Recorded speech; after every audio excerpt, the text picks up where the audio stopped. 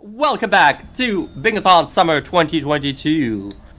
We are still raising money for Doctors Without Borders. Keep in mind, you can donate either by typing in !donate in chat or by clicking the link that is under the stream where there is a beautiful panel that says donate that wasn't there this morning. Magic. Anyways, we are here with Pikmin 2, very surprisingly with Curtis. There's been a lot of confusion going on. What is going on with Pikmin? But now we have Curtis here, and Curtis will be doing Pikmin 2 solo, unfortunately. But nevertheless, Curtis, take it away. Yeah, I hope have fun. Thank you. I hope to do a good job because, I wasn't planning on even being home in time to make it for this race, and it was just going to be Max, but it seems the tables have turned. It always seems like Max has some kind of technical issue on his end whenever we try to do races of any kind in any environment, but that's okay. So we're going to be doing a Blackout bingo, which means I'm going to be getting every objective on the card. And we're going to be starting on file select here. So I'm going to count us down, I guess, if we're ready to start. We are indeed ready to start. Count us down. Okay, 3, 2, 1, go. So we have a little bit of a cutscene here, so I can explain the game a little bit. So, in the first Pikmin game, Olimar crash lands on this planet on a journey through space, and the Pikmin help him get his ship parts back. So, after the first game ends and the second game starts, Olimar goes home and realizes his company is in a bunch of debt. And to repay the debt, he and Louie have to get a bunch of valuable treasures and stuff. So, in a bingo setting, there's just a bunch of objectives on the card that are not necessarily treasures, because there's a bunch of other cool stuff that you could do that isn't strictly just the treasures. So if the card's revealed, then you'll probably be seeing some stuff like that, such as leave 10 Pikmin buried underground in a cave. That's very obviously a auxiliary kind of goal that you wouldn't do in a normal speedrun. So coming up at the start of the game here, this is a pretty integral trick to the beginning of the game called Day 1 Extinction. So Pikmin games are pretty infamous for having a really long tutorial section, but Pikmin 2 is really cool because you can just do a little trick where you clip some Pikmin out of bounds and lead them into the void below the map and kill them. And that lets you skip the entire tutorial section. Except it doesn't really let you skip it, it just means that we can do it in a more confined space next to the ship and in an out-of-sequence order. And we can sort of streamline the whole process and make it a lot more efficient. Because normally what makes Day 1 super slow to play in Pikmin 2 is that you're stuck waiting for things to be carried back and forth to the onion and the ship. And we're just not going to have any of that in the Day 1 Extinction route. As you can see right here, the onion is like right here. So we don't have to wait for stuff to get carried all around this level, because normally the tutorial section is this big U shape. And the onion's on the all the way on the other side of the U. So thankfully we don't have to deal with any of that. And these cutscenes are very obviously not playing in their intended order if you've played the game before.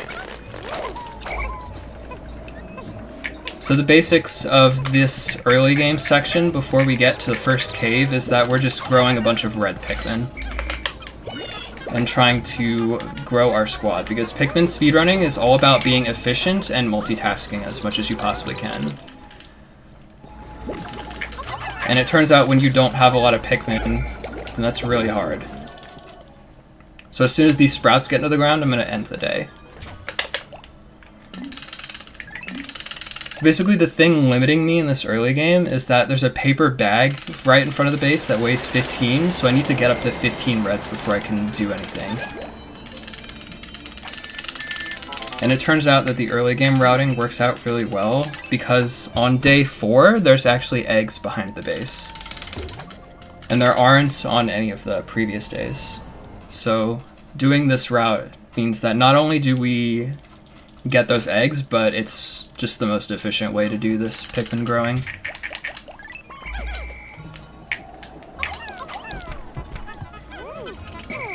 So while these pellets get in, I'm going to take a minute to look at the card.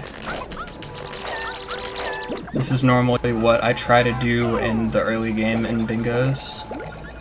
I notice I need bitter sprays and spicy sprays, which you don't get in a normal any percent equivalent run. So that's going to change how I'm doing things in the early game a little bit.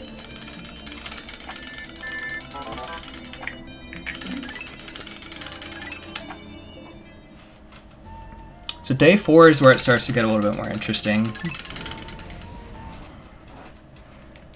Because now we're not just sitting here ending the day with a low amount of Pikmin, we're actually going to be like continuing on with the game. Oh, okay. I just completely whiffed on that one pellet, which is annoying. This one pellet is actually the thing preventing me from moving on right now in this area. In Pikmin speedrunning, we talk a lot about limiting factors, which is a concept in a few other speedruns as well, but it's basically just what is the thing preventing us from moving on and doing the next thing. And the reason why it was that first one pellet in this instance is because the thing that's preventing us from moving over here is those last 2 red sprouts from that one pellet, because we need those to get to 15. Alright, so these 5 pellets take a while to get in comparison to everything else, so that's why we start those first. Pretty similar idea to the 1 pellet limiting factor thing.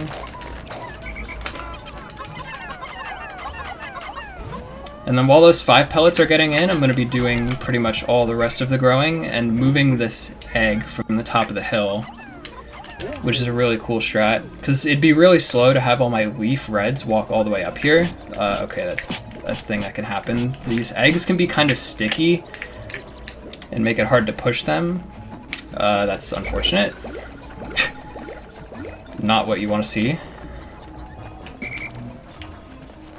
So the goal is basically just to put this egg down at the bottom of the slope to make nectaring easier when all this stuff gets in. If it looks like I'm a little rusty today, it's because I am. It's because I didn't get home until like an hour and a half ago. I was away dog sitting for my cousin, and I did not have access to my setup. That's alright. Nothing majorly went wrong to the point where it's uncontinuable.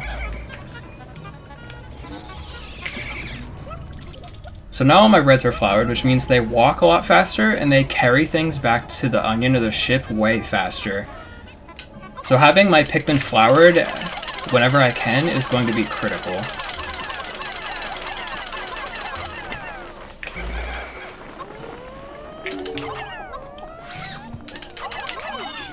So I'm going to grow the last few reds for now with this dwarf and that pellet, and while that's happening I'm going to have these reds breaking down the gate. And while all of that is happening, I'm going to be watching this cutscene, which is supposed to be a tutorial cutscene, but we're just, you know, casually activating it in wildly unintended spot. And while the text is not on the screen during these cutscenes, all the stuff is happening in the world.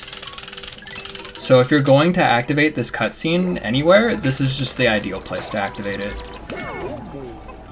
And then while that stuff's getting in, I'm going to prepare to activate another cutscene, which is just a little small optimization here. I'm waiting until the sprouts start dropping, because otherwise this game is really well programmed and I could just lose those sprouts if I time that wrong.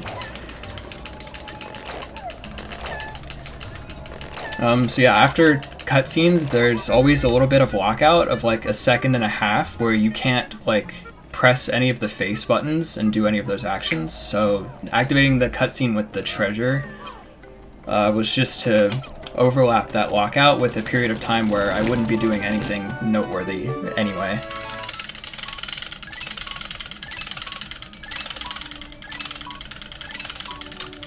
So I see on the card 12 treasures worth exactly 100 Pokos.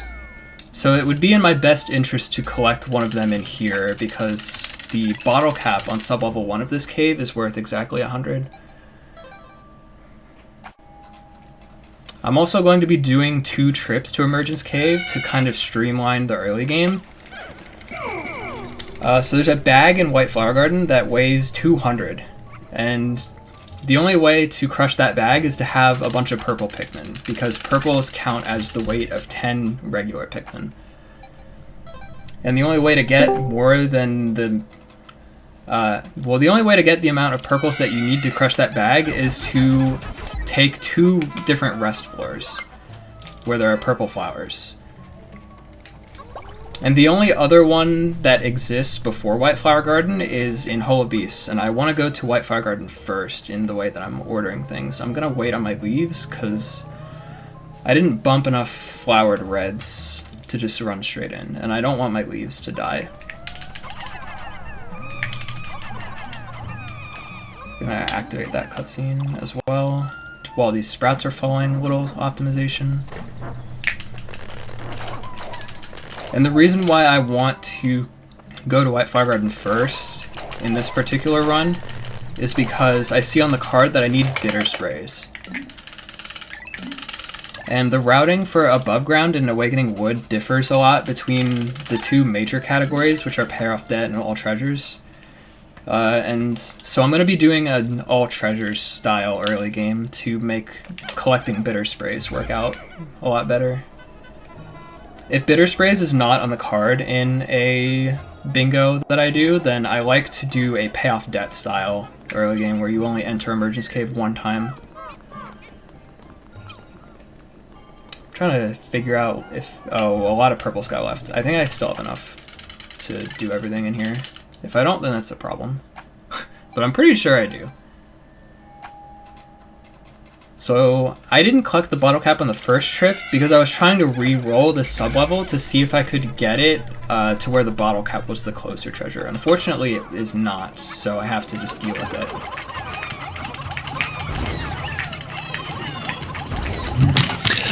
I do not... Well, mine and Flora's time is done, so we're going to leave you in the capable hands of Pink Batman and Crumpet.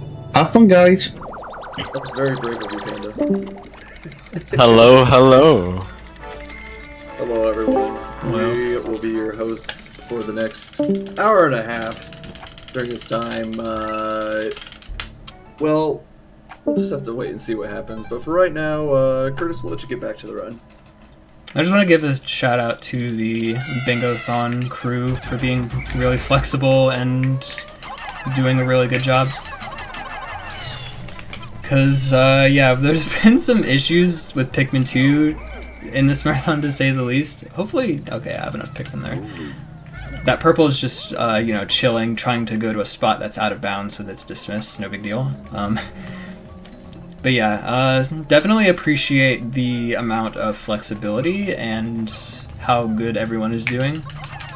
Because Bingothon is something I've been involved with for a while now in terms of just doing runs for it. And it's gone pretty well every time, so, you know, pretty cool, I would say. So I'm getting the globe here as the last thing before leaving Valley of Repose 1, because this globe unlocks the next area, which is Awakening Wood. And I'm trying to plan out exactly what I'm going to do. I try to use these cutscenes and stuff as time to look at the card and plan out what I'm doing. See, 4 Explorer's Kit treasures, that will just happen naturally because there's a lot of them on the card. And a lot of them also just have utility. I can probably mark that. Discover Spicy Sprays and Discover Bitter Sprays is going to happen regardless because there is also 5 of each kind of spray on the card. I'm looking right now at the things where I need to collect like multiple of them, like throughout a wide section of the run. And the things that I'm seeing are that I need to defeat cannon beetles. I need to defeat bread bugs. I need to get 12 treasures worth exactly 100. I like using the Bingo Sync chat to mark my progress with longer term stuff like that.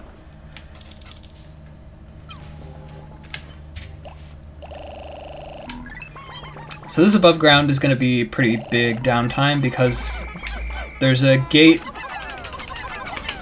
over here that takes a lot of time to bring down, and it's pretty much blocking progress to the rest of the area. So while that's happening, I'm going to be using the downtime to grow a bunch of reds.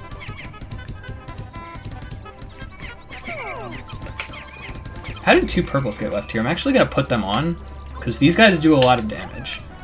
If you've never played Pikmin 2 before, purples are really good. They do a lot of damage.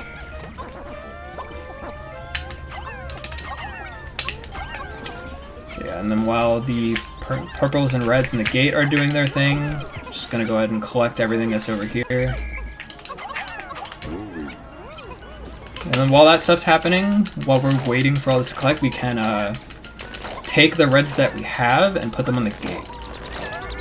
And these 9 reds that I'm putting on the gate right now actually make a pretty significant difference.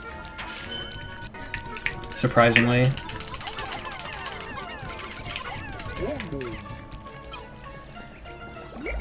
Yeah, all this stuff is sprouting, so this timing worked out pretty okay.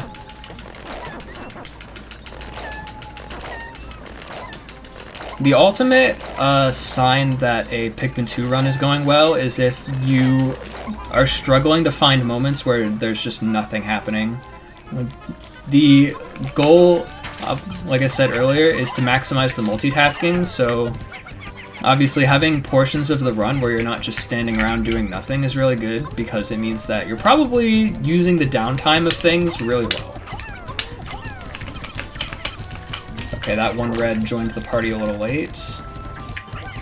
I'm trying to get all my leaves congregated onto one side to make this nectaring go smooth. Sometimes it works out, and sometimes it doesn't.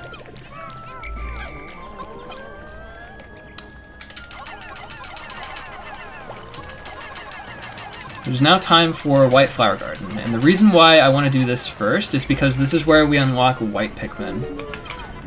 And White Pikmin are really good because they carry treasures significantly faster than every other color. So the basic primary colors of red, blue, yellow all carry at a base speed. And then purples carry a little bit slower, but not by much. But whites carry significantly faster. Like, flowered whites carry something like 2 to 3 times faster than regular colors. Something like that. I forget the numbers all the time for carry formulas and stuff, which we do have, like, solved as a community. It's just that, like, having them, like, memorized to heart isn't really practical in terms of, like, trying to run the game and be good. So I just, okay, well, I'm kind of messed this up. I should have left Louie over here because it's a split layout. I'm playing this floor and not the last floor because these treasures are both worth 100 Pokos, and I need that for one of my goals. This is just a really simple one. I should have also killed those blowhogs, but I'm gonna have plenty of... Oh, I don't need blowhogs, I need cannon beetles. I get that stuff mixed up because they tend to be on a lot of the same floors. But I do indeed need cannon beetles, which include the green and the red ones. I'm probably going to have to focus to make sure I don't forget them in Valley of Repose 2, because there's a lot of them there. So I now have 3 treasures worth exactly 100. The only other thing I have to do in White Flower Garden is that I need the Toxic Toadstool on sub-level 4. I think, if I'm reading the card correctly. Oh, I also need a Drought Ender, but I got that anyway. Oh, I guess I finished that goal for Quenching Emblem and Drought Ender. I'll mark that in a second. I don't mean to interrupt, but well, I do, but I'm sure myself and a few others are in the chat are wondering just, you know, how developed is Pikmin 2 as a bingo game and community. I know you've mentioned, you know, you've solved things as a community about the game, but is it far along in terms of its growth as a community, or is it just kind of getting started, or? Pikmin 2 as a speed game, I would say, is very developed. Pikmin 2 as a bingo game is not as popular, but I don't know. It's something that people used to run a lot in the past, and it's something that I really like. It's just that finding the time to run it where people are available and people want to do it is just kind of hard, so it doesn't usually happen that often. We did do a bit of bingo a few weeks ago with a couple of us, which is really cool. But yeah, bingo is something that I'll just do in this game, or any game that I run, really. Whenever I'm just bored and don't feel like resetting and grinding out attempts or anything like that. This layout for the card that I have is really good because this is the treasure I need and it's right next to spawn. I do not need the other treasure here. Not see where the hole was either, apparently. Okay, I was just bad, I guess. I thought I saw it the other way. Clearly I did not. That's fine. Don't believe I'm missing anything else in Whitefire Garden. Just checking the card again to make sure. Okay, I think I'm good for a little bit in terms of goals until I get through Hole of Beasts, I think. But yeah, Pikmin 2 as a speed game has a few really dedicated runners, just like in general. It's gotten a bit of a resurgence recently because the world record got beaten a few times within the span of a few weeks. Which the world record before then had stood for a while pretty much uncontested.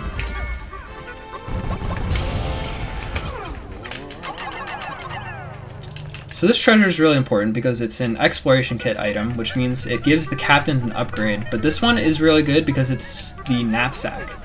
And it's going to be really good for allowing us to sequence break the game. And if you don't know what I mean by that, you will find out very soon. So after this cave, I'm going to be doing a trick called Early Blues, which you may recognize if you've watched a run of this game before, I should say. And the reason why it's critical is you're not at all meant to get blues this early on in the game. And you can use the fact that you have blues really early to sequence break a lot of things and do things in a much more efficient manner. And it turns out blues are just all around really useful for a lot of stuff. However, early blues is a failable trick, so I am going to be saving here. Because if it goes wrong, then it would be way faster for me to reset to that save file than it would be for me to just continue on and do a backup. There's another 100 Poco treasure up here, so I'm going to be taking some purples up here to get it. I'm also going to be getting the spicy berries on the split, which means I'm under a bit of a time crunch in terms of making the cycle. If I don't go fast enough, then it means that the enemies that eat the berries can eat some of those berries, and then I lose a lot of time if that happens. So just some casual out-of-bounds clipping and movement here. Oh, that was very early. Unfortunate. Yeah, this is another one of these things that can go really wrong if you're really rusty. It's not, like, input technical when you're at, like, a certain level of experience with doing the trick, but yeah, it is a chokeable thing. So failing it loses like a little over a minute, I think, if my math is correct. We do have a question from the chat regarding this trick. Like, exactly how tight is the cycle that you're going for here? Like, what's the window you have to work with? I can fail that knapsack to get up the ledge like 3 times before I have to like adjust what I'm doing. Like I think I'll barely make it if I'm good here. Because I got it first try, but I had to do a little backup to get the second purple up. So I think I'll be okay. Yeah, the issue is that the whisker pillars come out of the ground like as soon as the berries spawn. That was also very early. Yeah, okay. I'm going early today. That doesn't usually happen. Usually I go late, if at all. If I'm failing it at all. This trick is not very frame precise. Like, it's a little frame precise, but like, you usually just get it. Like, that's not the tricky part, generally.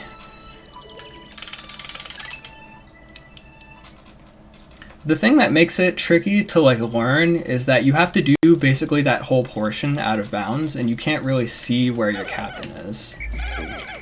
So you kind of just have to experiment and figure it out and get used to it, and then just kind of try to do the movement the same every time. Okay, I'm going to have to do a backup because I won't make the cycle off this.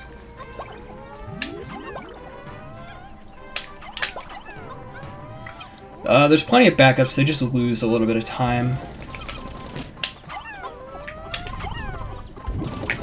So what I'm going to do here is I'm going to just switch immediately and get the berries instead of doing the trick for like the full thing of the trick.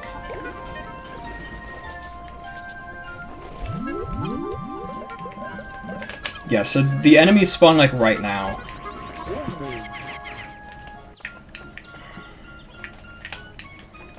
Oh, okay. I'm gonna take this a little slow because I messed that up. It's really easy to like clip off the ledge or clip back in bounds there. And if either of those happens, then it's bad.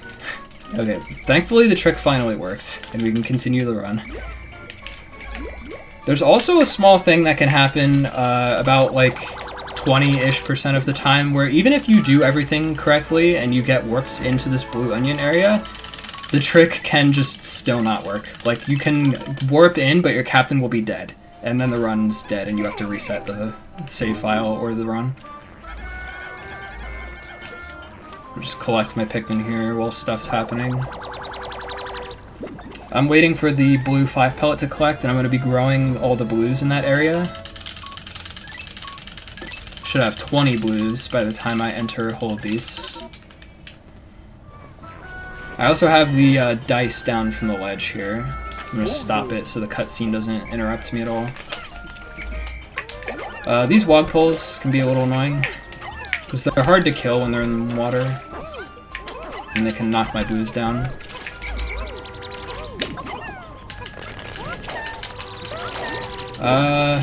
So yeah, early blues is one of those things that's like really intimidating when you're like considering learning the game and when you're trying to learn the game, but honestly a big thing that makes it easier in my opinion is just trying to do it as like a big fluid section instead of like stopping and being careful and precise with it.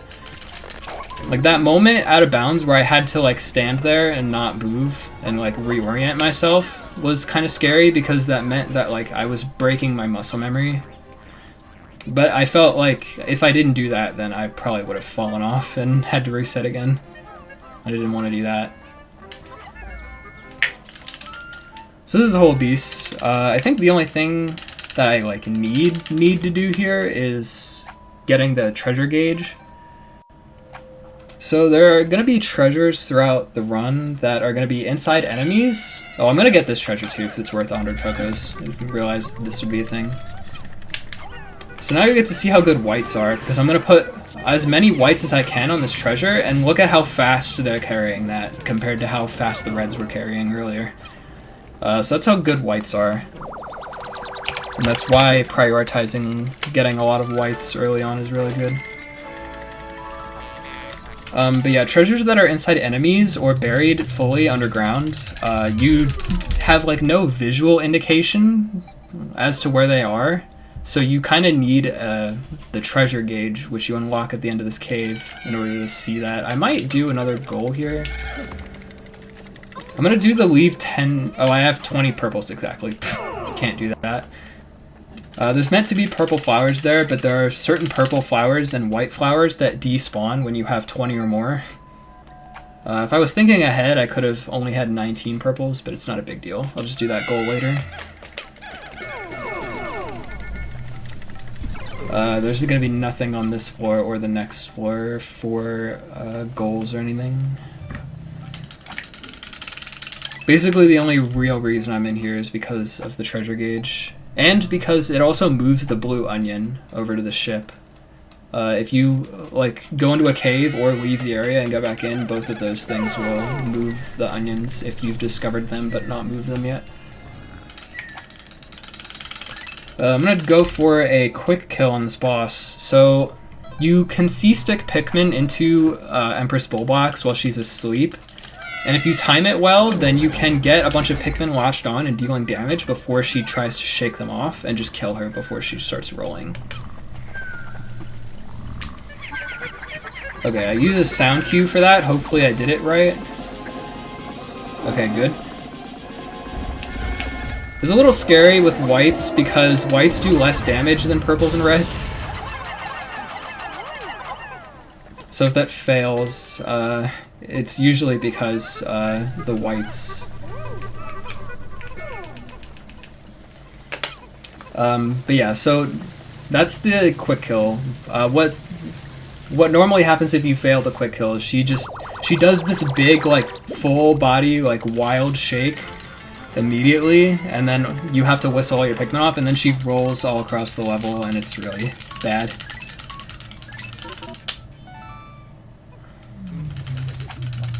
Thankfully that did not happen, because that loses a lot of time.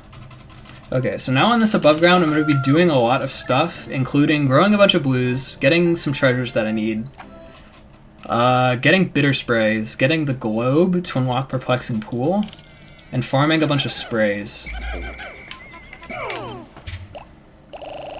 So I don't have bitter sprays yet, but there's bitter plants that I passed on the way to doing, what's it called? Early blues.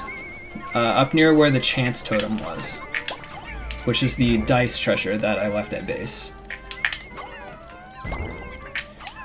So this guy has nectar. He also has a spicy drop, which I want. So if you put a dismissed captain into a spicy drop, he can drink it even when he's not in your party, which is really convenient because it means that you can have both of them drink it, and so you get double the amount of the spray.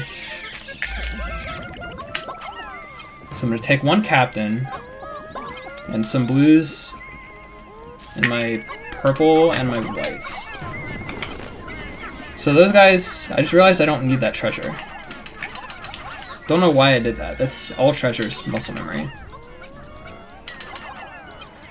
That's fine. I'll fix it later. That treasure is worth 55, so I didn't actually need it. It's fine. I left Olimar here intentionally, so I'll just get those Pikmin back. So I'm going to collect both of these. So basically all this stuff here is to grow blues, because blues are really useful. Blues being able to go through water is really convenient, and it's not like we really needed the reds for much else besides the fact that they were all we had early game.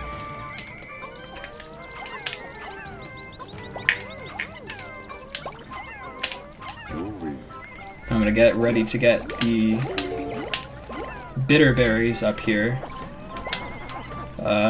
Gonna put my 2 purples on the treasure and get that moving while nothing else is really happening.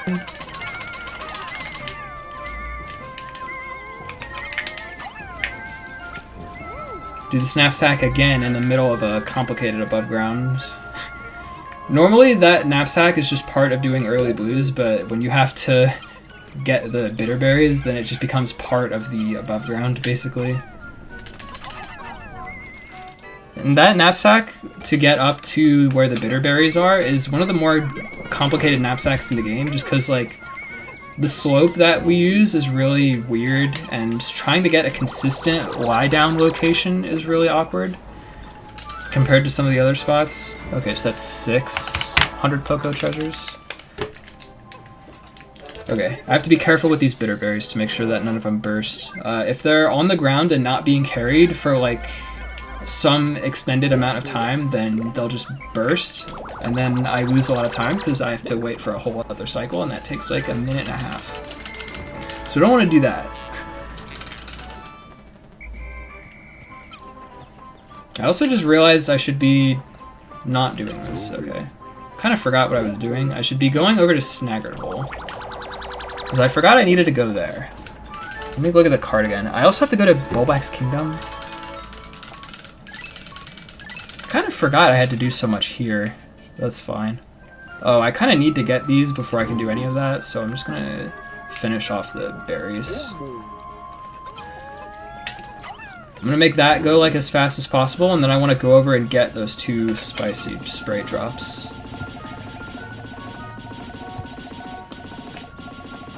Because there's not really any like guaranteed spicy drops anywhere else. So I want to make sure I get the guaranteed ones. You can also get sprays out of eggs, but those are only a 5% chance per spray type that you haven't unlocked. I should put these on the globe. I'm being not smart. Okay. So, discovered bitters, discovered spices. Those are done.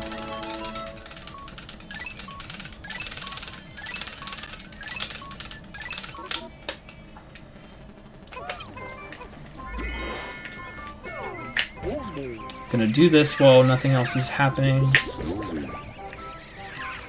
And then I want to leave a captain here, and I'm going to give him a blue so that I can go do another knapsack trick. I guess I kind of just glossed over the knapsack tricks.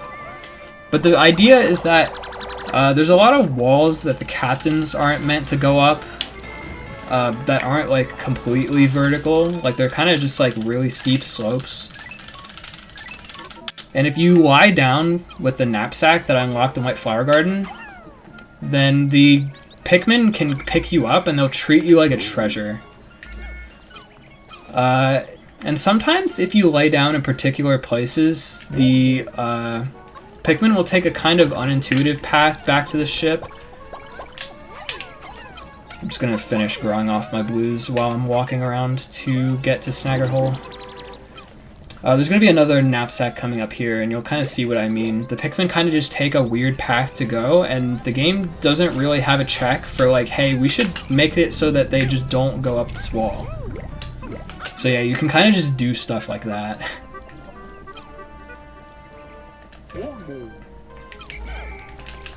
Okay, I have 7 spices. There is another glint beetle up at the entrance to Snaggered Hole. I should put my reds away and take blues out. I want to nectar my blues here because this is a really convenient place to do it.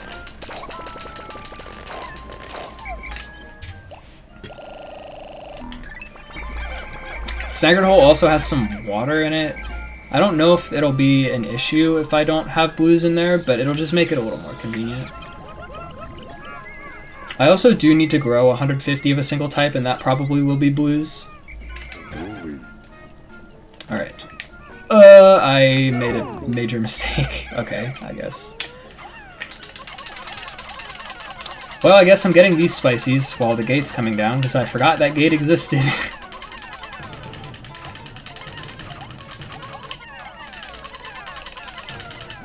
Okay, all these Pikmin need to go in the gate while I bring Olimar around. I completely forgot this was a thing. It kind of screwed up my whole plan here.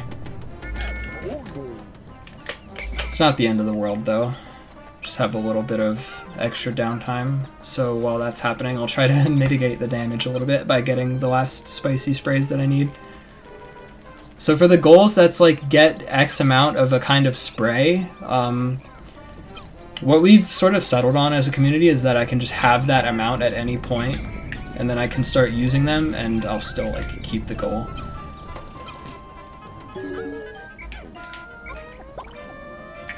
So yeah, right here is the glint beetle.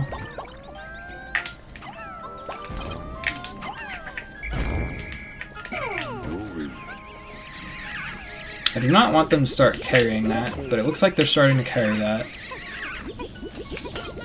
Okay, fine, they didn't get too far. If whites picked that up, then they might have just left with that, and that wouldn't have been good. Okay, Snaggered Hole time. I have the spices. I need to get the berry on SH2. And that might be it. Oh, I need to defeat all the enemies on SH4. Okay. That won't be too bad. Not a whole lot to do in here. I can also do the leave 10 Pikmin behind in a cave, maybe?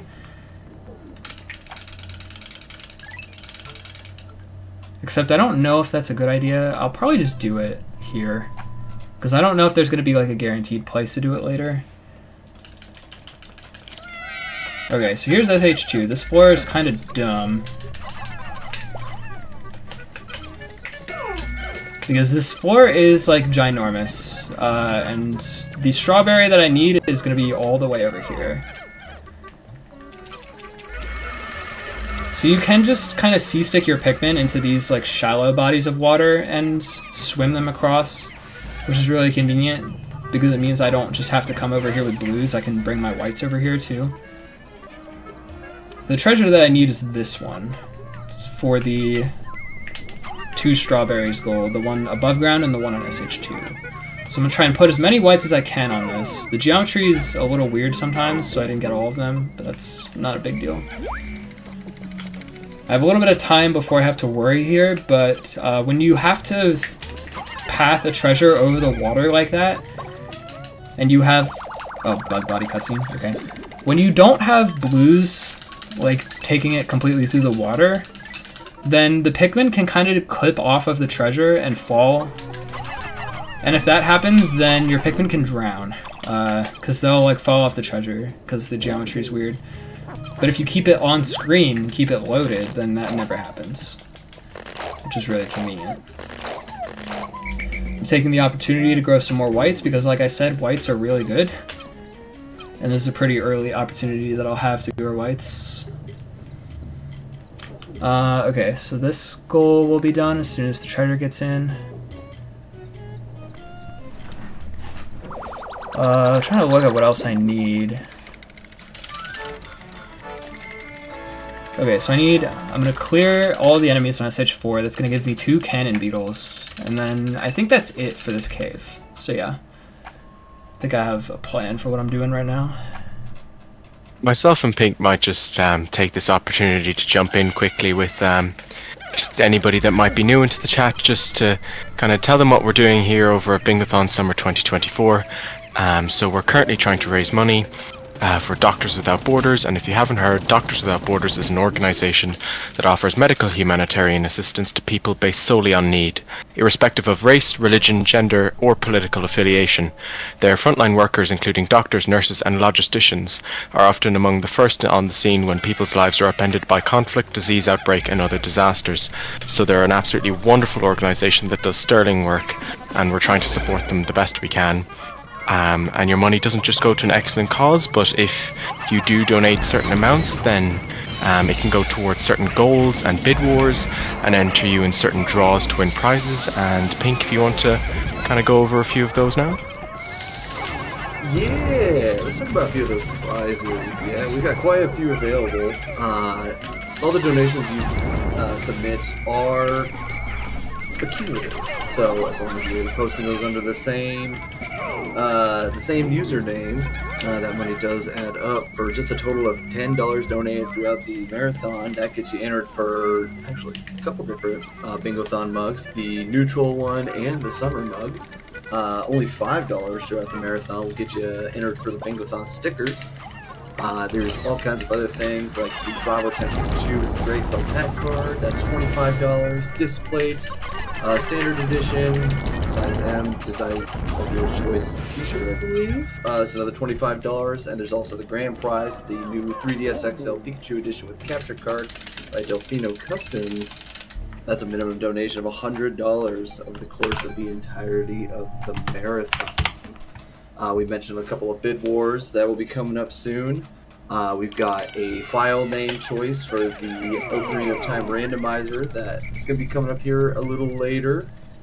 You can also choose the 5-digit world seed for the Anno 1404 run coming up later as well.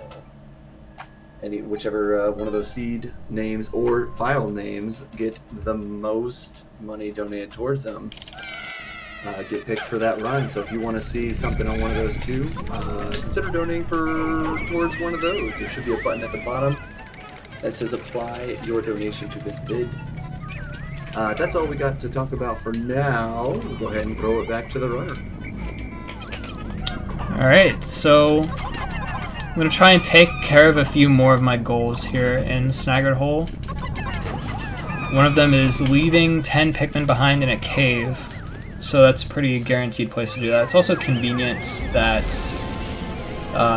the flowers that you use to convert Pikmin types, called candy pops, they don't disappear if you throw in the same color. So I could just farm that blue one there. Knock that goal out real quick. I'm also going to get the treasure here because it's worth 100 Pokos. And I'm trying to route out exactly which ones of those I'm getting.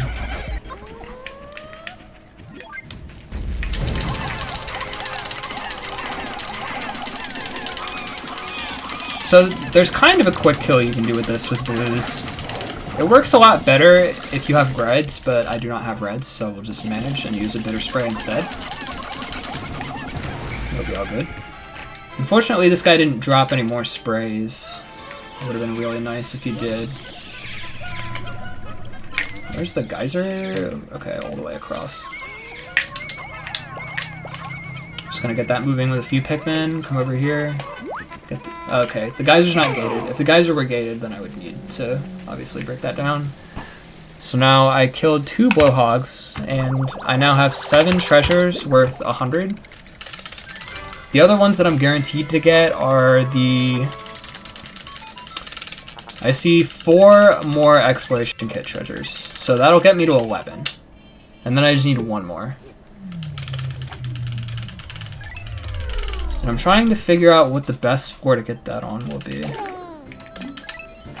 So I believe I already have 4 exploration kit treasures. If I don't, then I'll have it very soon. I'm also going to try to grow a few more blues here during some downtime, because I'm going to need to enter Black's Kingdom. I'm going to, again, use the knapsack. This one's actually one of the trickier ones because there's 2 of them. I think I'm going to do the easier version because I don't need to bring like my whole oh, actually I do need to bring my whole squad over here. Never mind. I will instead be doing the harder version.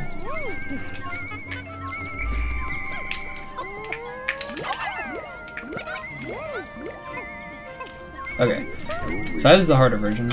It's not that much harder, it's just, you know, a little trickier. There's a version where you can knapsack over the tree root and go straight over to the hole.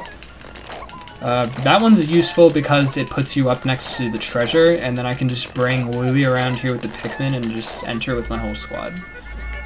The other one I would use only if I needed to enter with like blues or whatever.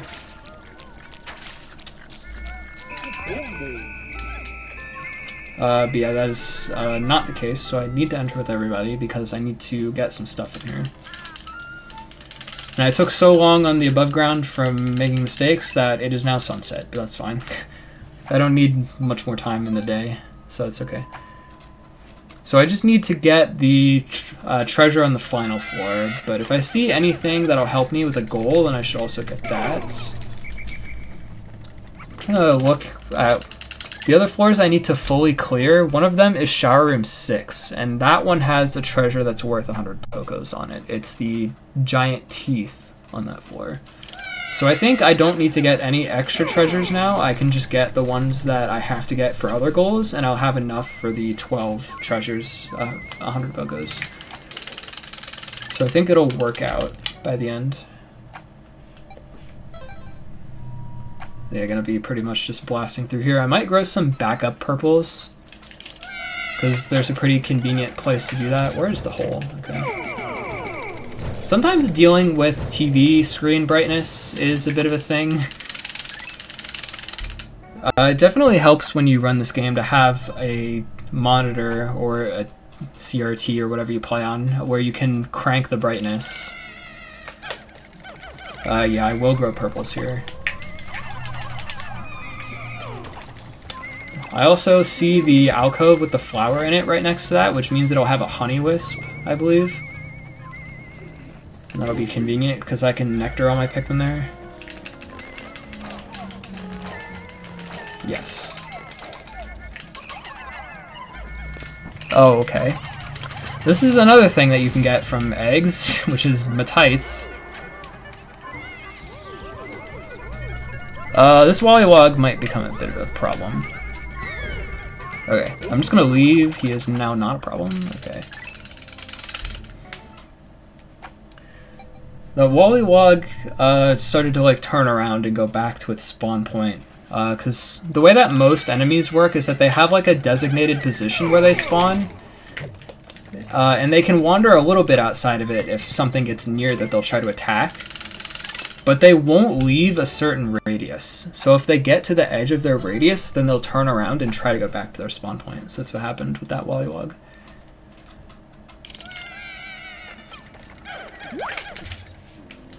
Okay. Just gonna leave here, and upcoming at the end of the cave is Emperor Bulblax, who was a pretty big deal in the first game. And the way that we kill it in speedruns of the first game is really hard. But in this game, it's going to be quite a bit easier. I think I only need to take out this first fire.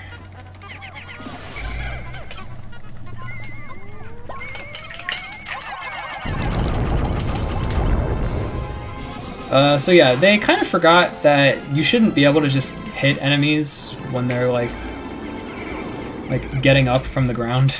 So yeah, you can kind of just do that. The funny thing is they gave that protection to some enemies, but Emperor Bulblax is for some reason just exempt from that.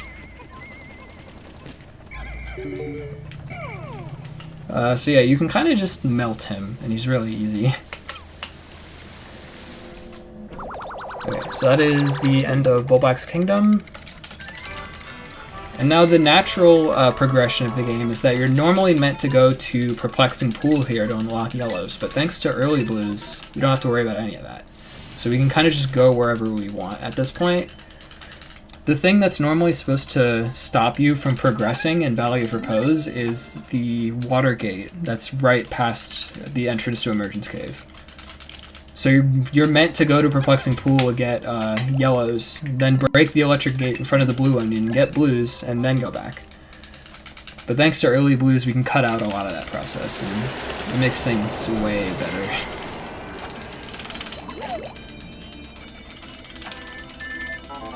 I'll also be using the opportunity to try and grow more blues. I also need to get a treasure above ground.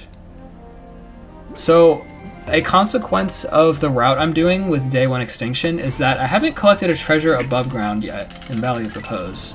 And the first treasure you get above ground in Valley of Repose specifically is supposed to immediately end the day, because that's how the tutorial is supposed to function. Because you're not supposed to just be able to end the day on day 1, the game just kind of ends the day for you when you get the courage reactor, but I never got that. So the day never ended. But the game doesn't actually care which treasure you get above ground when it goes to end the day. It just cares that you got an above ground treasure. So I'm going to be using the one treasure that I need to get, which is the fossilized Ursidae, for that purpose. I'm also going to collect him and probably this guy as well, because I need to grow a bunch of blues still.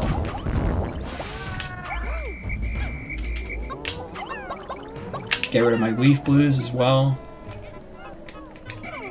Now I'm going to take my blues over to handle the water. Now that I have the spicy sprays, I can use them. Now that I have 8 of them for that goal. And while that's happening, I'm going to do some weird looking purple throws. So the purpose of those purples is that the fossilized Ursidae is up there. And you're meant to get that with yellows, but I don't have yellows, as was discussed earlier. So the only way to get those is by using purple throws in a very particular spot.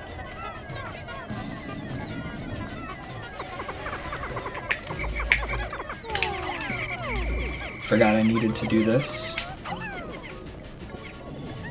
This knapsack is... Oh, okay. Just decided not to work, I guess. This one's actually really easy. You kind of just hold forward against that wall and you're already in the perfect spot to do that.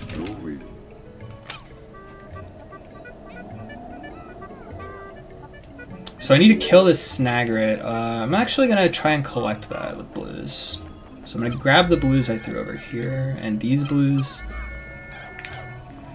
I'm going to collect it while I'm getting the fossilized Ursidae down, and then I'm going to go back to base and clean stuff up.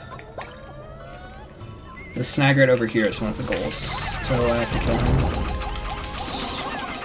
Thankfully, Snagrets, besides the one in White Far Garden, have way less health. So you can kind of just melt them with a few purples without much issue. I might not even go back to base to clean up. I might just, well, actually, I kind of need to, like, go down the ledge after I get the fossil. I just realized I didn't need to do those throws at all.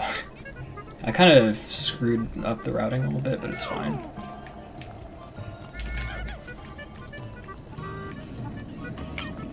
I'll kill this blowhog while I'm over here, actually, for that goal.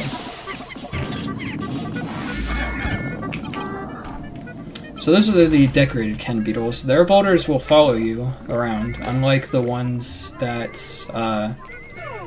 we saw in Snagret Hole called the Armored Cannon Larva. For some reason, the red ones are full cannon beetles, and the other ones are just larvae, even though they have like the exact same name. Try and take like 10 or 12 of these. Okay, fine. Because I didn't need all those blues to max carry that. I just want to get that like as far as it can get before I actually enter. I don't want to collect it before I enter because then it'll be real awkward because it'll collect and end the day before I actually get into the cave I'm trying to get to.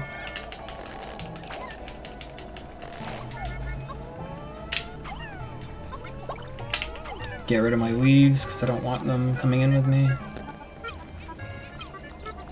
And then, yeah, this will be in, like, the perfect spot for me to stop it over here. I don't know why those blues fell off my idol. It was weird. If that purple wants to... Okay, fine. He'll just not come in, I guess. I don't exactly need my whole squad of 20 purples, so I'll just leave that guy out if he doesn't want to come in. Do a little juke here to make sure that guy doesn't bother me. And I'll go into Subterranean Complex. So what I need to do here, I need to defeat cannon beetles. I have 3 of them dead. And... how many 100 Poké? I'm good on 100 Poké treasures. I don't need to count those anymore. I just need to make sure I don't forget to kill blowhogs, because I need to kill 8 of them. There's 2... There's 1 more above ground that I'm going to kill in Valley of Repose. So then I'll have 4 after that one, so I just need to kill 4 extra. What else do I need to do in here? I need to clear 3. Okay. Oh, this would be actually pretty good RNG if you were actually playing this floor. So I need to clear 3. What else? Anything else I need to do? Oh, I can mark the burrowing Snagret goal, so I just did that above ground. Okay. So 3 is a pretty complicated floor. When the goal says clear a floor, it just means get all the treasures. I'm actually going to go kill this guy for the goal. Because I have a feeling I won't have to come back here. I'll also grow these. So the technique there with the dismissing and then re-whistling was just to leave a captain there. It's called a captain whistle switch. There are normal varieties of whistle switch, but that one's a little extra. It's just a little bit of a quicker method of leaving a captain. I'm gonna keep an eye on that to make sure a bomb doesn't drop. Okay, good. So now there's a cannon beetle over here that has a treasure.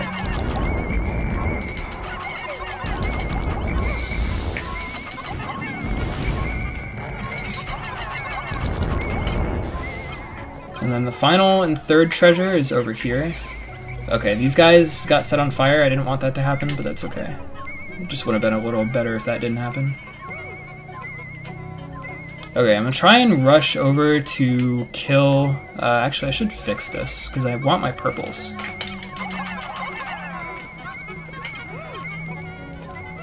I'm gonna try and kill this guy before I leave as well. I'm gonna get interrupted by treasure lockout here. But that's fine. So I got the treasures. I'm gonna get +3 cannon beetles on this floor, so I just need one extra one. I could also get that one above ground here as well. Okay, I'm gonna actually wait for the treasures to get in so I don't get interrupted.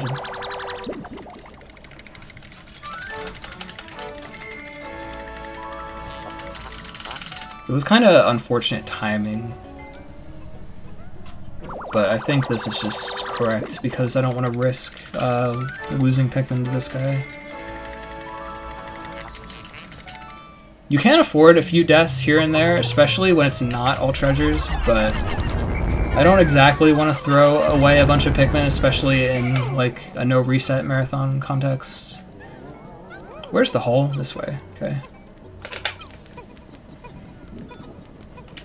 I'll pluck these whites, and then the next floor will also have some whites. I probably won't grow all 3 flowers on the next floor unless they're really good.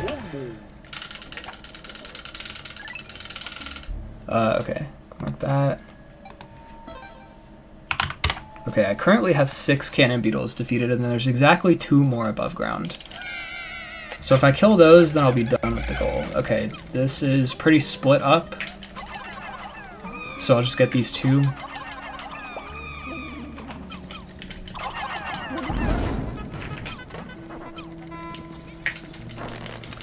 And then, do I need anything else? I think I can just leave. I should have done the other flower, actually, because I'm going to be using the geyser.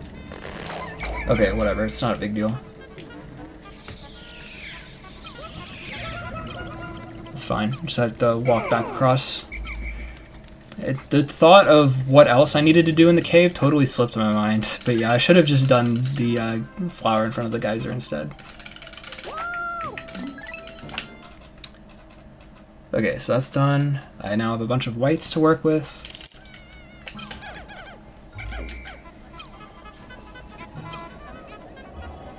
So now I'm going to be going to Frontier Cavern, because I don't explicitly need anything there, but there's a lot of useful stuff to do there. So, first of all, I'm going to get this moving. I need that to get close-ish to base, but not collect. Where is it going? Okay, that treasure can do some weird stuff sometimes with the pathing. It can get stuck in various places and go the wrong way sometimes, so yeah, I just thought I'd be a little careful with that.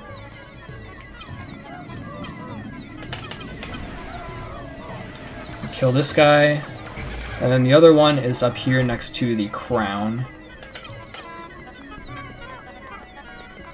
I don't explicitly need to go up here for the crown because I don't need it on this card, but I need to kill cannon beetles, so that's a pretty good place to kill one.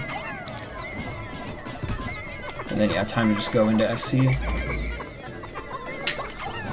Gonna keep this guy knocked down. So if you throw 1 purple on a flying enemy, it'll just stay down, which is really nice. The Withering Blowhogs and the Puffy Blowhogs can actually shake the purples off, so you can't just infinite them with 1 purple, but if you throw purple on something like a Snitch Bug or a Dirigibug, then you can. Okay, so FC, like I said, doesn't have anything I explicitly need, but it does have 3 Doodlebugs on this floor. Like this one. I should have just thrown a purple there.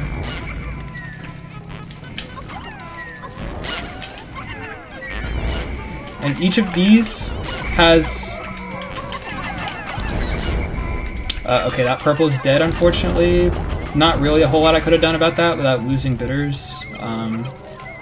I do ideally want to find all 3 Doodlebugs. But if there's only 2 in this room, then I'll just take these 2. So yeah, these drops are the same as the spicy drops from earlier, so I can use 2 captains to drink these drops to get double the amount of sprays.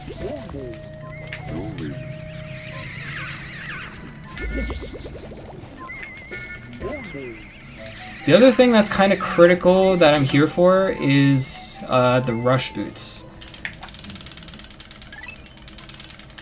So I don't explicitly need the rush boots, like I said. I technically didn't need to go into FC for anything. It's just going to be really convenient to have the rush boots because shower room is a thing that I have to do on this card, and getting into shower room either requires the rush boots for a trick I'll explain later when I get there, or it requires yellows to break the electric gate. And getting a bunch of yellows and breaking that gate is less than desirable.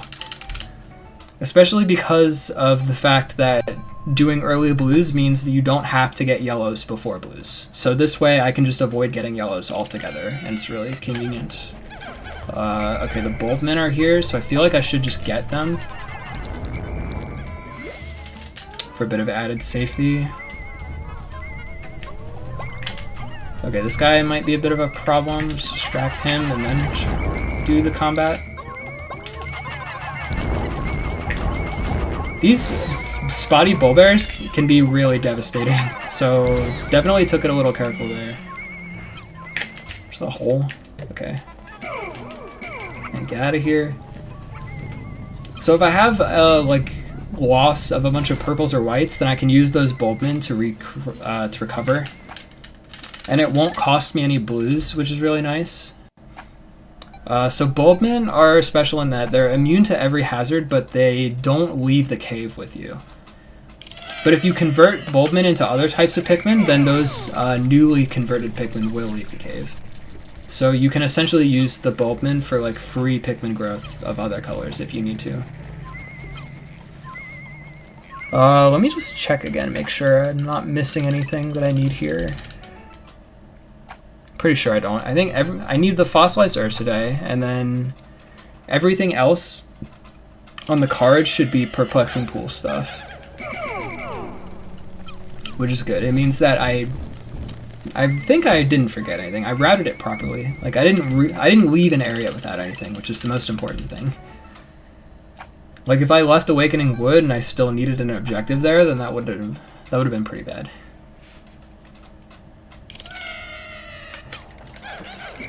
Okay, I could have even killed cannon beetles here, but it's not a big deal. I don't think it was that far out of the way to do it above ground or in Subterranean Complex. It probably would have been about time neutral,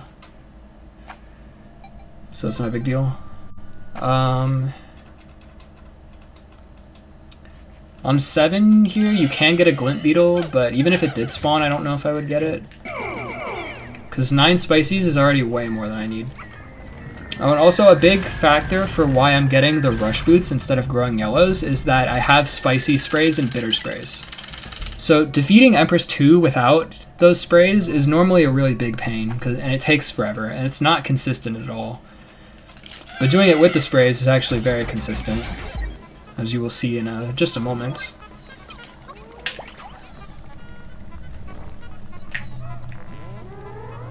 I'm gonna pop a spicy. I'm gonna let that guy get distracted.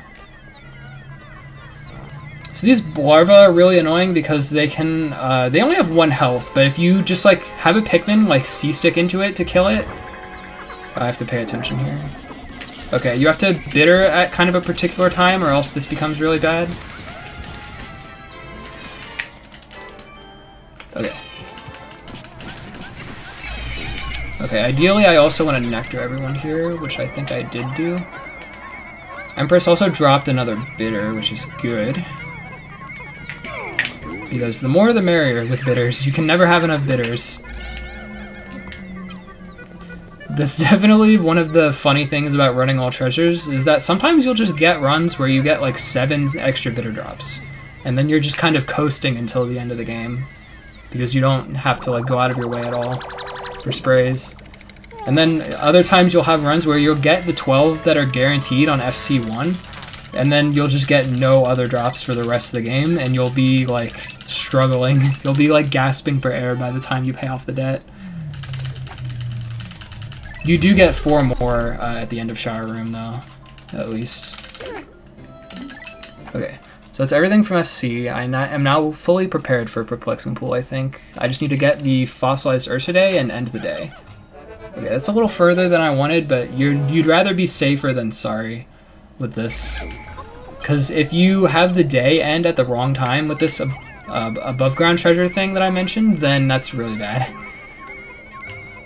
Like, imagine being all the way over at FC's entrance, all the way across the map. Imagine your Pikmin are all on the bridge working and not in your party, and then the day suddenly ends and you leave 90 Pikmin behind.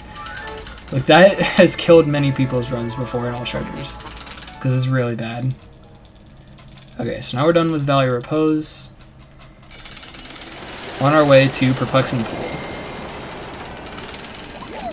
75 blues is not enough. I do need to grow a lot more blues. Thankfully, there's a really convenient source of being able to grow Pikmin here. Because above ground, there's an enemy called the Toady Boister. It's going to be in the water to the right of the base. And if you kill him, then the Boister tail grows 25 Pikmin. I'm going to also kill some Shearwigs that are going to be in the way as well, just for some added safety. And also probably collect them as well, because you can grow blues with them too.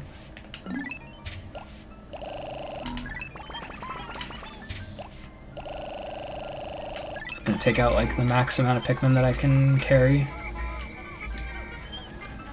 It's only letting me take out 95 on the field because the wild yellows in that cutscene actually count. So, I'm never going to be able to have 100 unless I activate the yellow onion, which I will not do. So, but it's fine.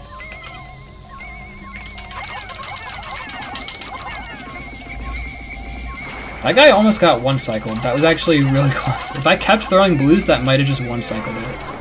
Unfortunately, I have to wait for this because the tail doesn't become collectible for a little bit. I'm going to move the pellet out of the way, though.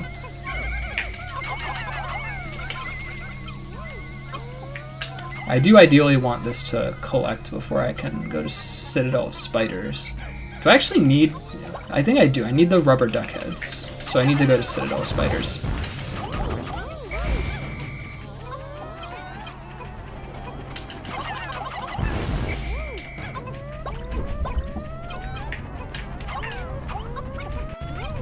Also gonna collect the Shearwigs.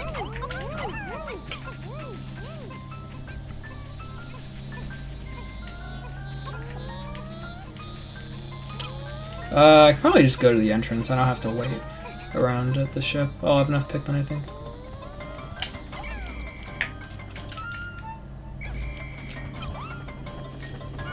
Just kind of need to hang around until growth is done.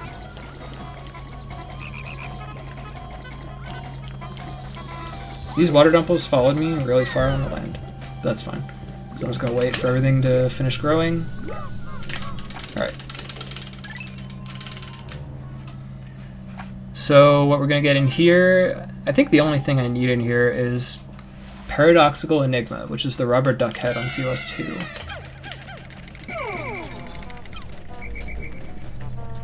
Rush Boots is also gonna be really convenient for these floors where we're just not getting any treasures. It saves a surprising amount of time to have Rush Boots. I did a challenge a while ago called All Treasures in Treasure Hoard Number Order, which is really, really funny because it's just not possible without a Gecko code, first of all, but also because a lot of it is just going to an area for one thing and then leaving immediately. Okay, do not want to kill any of my Pikmin. Is that fire? Go ahead and get this started. The hole's gated, so I should also get this started.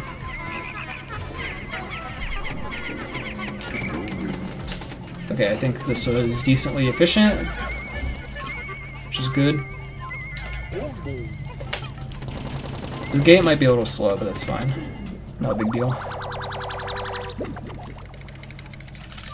Do realize I need Impediment Scourge, which I guess I'll get on the next above ground before I go into Glutton's Kitchen.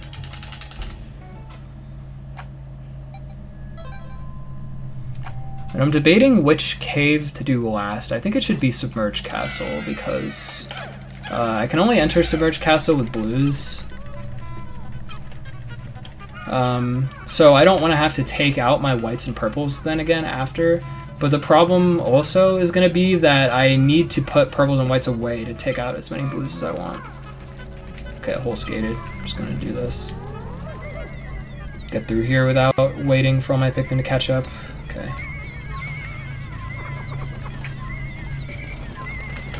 These Anard beetles can be really annoying because you'll think you'll have a room cleared of danger from the ender beetles, and then there'll just be one like behind a wall or inside an alcove that you didn't see, and it'll kill your run. It's really funny.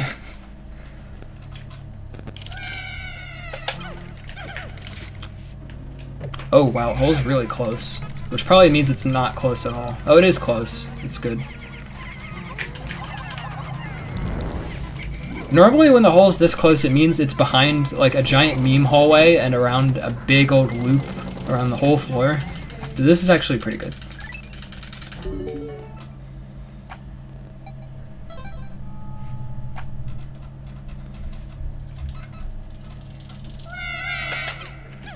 Okay, just gonna immediately leave because I know that I counted my 100 Poco treasures. If I needed any more, I could get some here, but I know that I don't need them.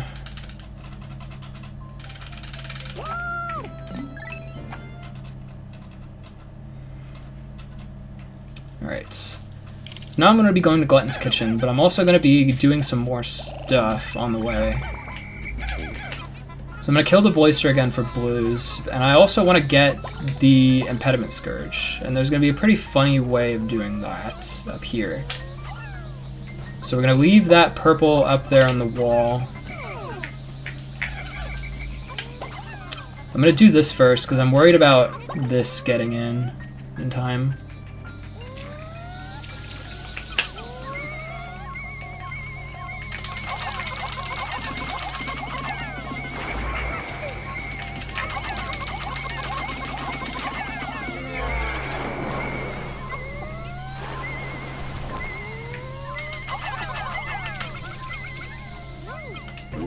Okay, now I want to go get this started. So this is a trick you normally only see in AT.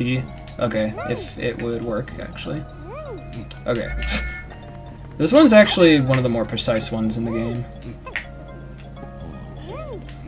Okay. Now this purple up here will be useful. Let me line it up.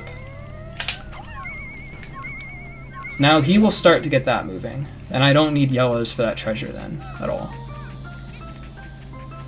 I'm going to let those blues get that in, and then I'm going to swap this out for blues. Or actually, I'll just add blues onto this and leave a purple out, I think.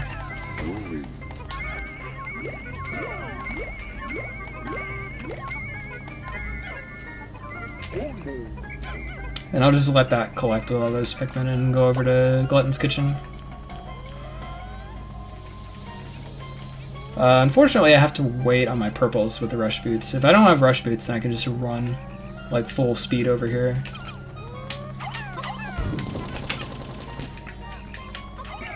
Gonna be yet another knapsack. Turns out the knapsack is pretty broken.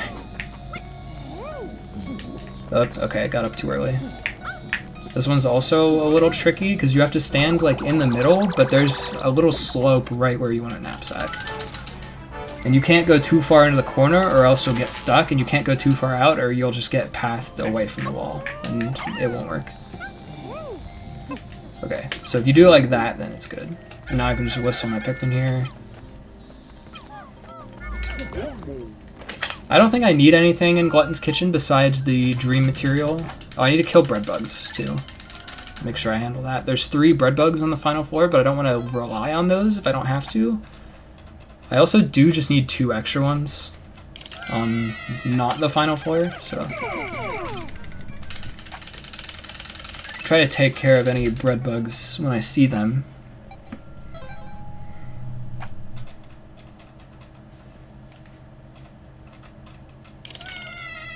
Okay, there's one over here that I saw off the come down, so I'll just go ahead and deal with him. So when you don't have bitter sprays, these guys are a real pain to kill. When you do have bitter sprays, they're literally free. So that's pretty comical. Oh, I'll do this one too, because it's pretty close. And I'll leave that alone while I rush to the hole.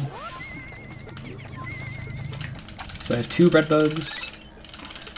I believe Impediment Scourge got in. If it didn't get in, then it's fine, because it'll just stay where it was. If a treasure above ground is inside an enemy, or even partially buried, if not fully buried, like, If any of those are true, then the treasure will go back to its original position between cave enters if it didn't collect. But if it's just a freestanding treasure like the Scourge was, then it'll go, it'll stay in place wherever it was when you entered, or left the area rather. Which is really convenient. That's why the Boister's treasure was staying inside each time I killed it. I won't bother with either of those. I'll just kill all 3 on the final floor. Because that Bullbearer, I think, was going to get annoying.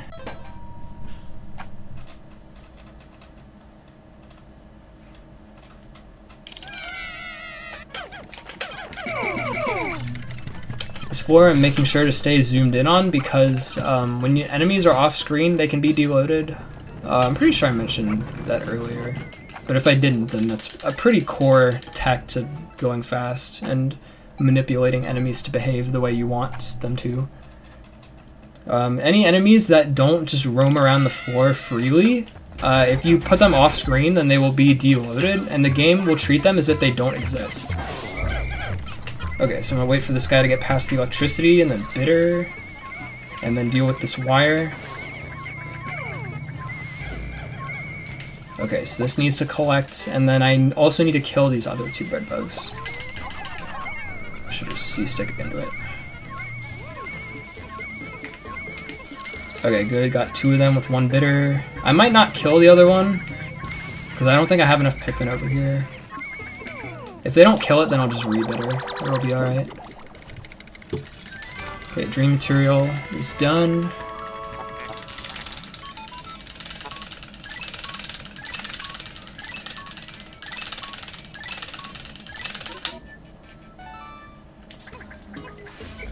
Okay, I did get both of those in 1 bitter, which is really convenient. So now I can just leave. 5 bread bugs are dead. Okay, I think what I'll do here is I'll just put away my purples and whites and I'll do Submerged Castle now. Because I don't want to have to worry about it later. Yeah, that's what I'll do. Terribly sorry to jump in again, but we do have a small announcement of something we've been working on over here in Bingothon. My co-host Pink Batman can tell you a bit more on that. Yes, hello everyone. Let me just get my my script ready here. Hello! I want to take a moment here and talk about something new that Bingothon has been working on developing here. It's bingo.gg. It's everyone's familiar with Bingo, right? Big site that everyone uses to kind of keep track of their bingo goals and stuff like that. Well, with bingo.gg, Bingothon's hoping to fix a lot of the current issues that Bingo Sync currently has. One of the biggest ones is just not having an easy method to update everything on the fly for the games themselves. That's just one example of things that Bingothon is trying to do to kind of update this. Bingo.gg will allow you to manage goals, add games, all without having to change the code. You can do it all within the website itself. They're also planning on adding other features as well, such as direct racing integration with racetime.gg, native implementation of Bingo Sync features such as countdowns, and the ability for communities to develop their own clients to interface with games directly, like PSX, while still using the site for management. So they're planning on making it as robust as possible, and it is currently open for early beta testing. Bingothon would absolutely love people to give it a try, test it out. And if you do have any feedback on the beta or you come up with any issues, please don't hesitate to reach out to Bingothon about anything you find. That's all I wanted to talk about though. We'll go ahead and let you get back to the run here. All good. Sounds pretty hype. I'm especially a fan of, like I said, being able to change stuff about a game's bingos on the fly, because I remember that being kind of a pain for the people that set stuff up. So having that be easier will probably get a lot more people actively wanting to participate in bingos. Because I remember for like Pikmin 1 bingo, for instance, there's some goals that some of us want to rework, but it would just be like a little bit more of a hassle than it's worth for how infrequently it's played. But if it weren't that much of a hassle, then it'd be better. So I definitely like that it's getting an upgrade. So now I'm in Spurge Castle. I need to clear sublevel 4, and I need to get Professional Noisemaker on sublevel 5. Otherwise, I can just completely run through the other floors.